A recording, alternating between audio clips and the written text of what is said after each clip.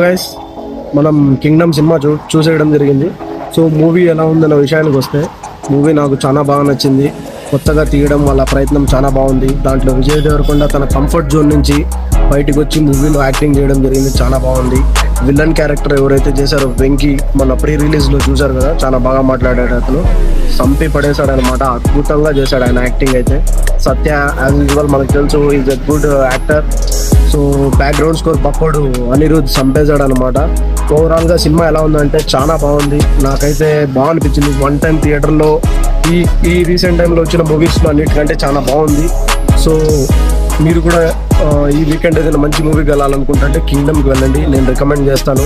విజయ్ దేవరకొండ అన్ని ఫ్లాపుల తర్వాత ఒక మంచి హిట్ ఇచ్చాడనే చెప్పుకోవచ్చు. So that's all. ఇలాంటి మూవీస్ రియాక్షన్స్ రివ్యూస్ కోసం నా ఛానల్ని సబ్స్క్రైబ్ చేసుకోండి, మర్చిపోకండి. Don't forget.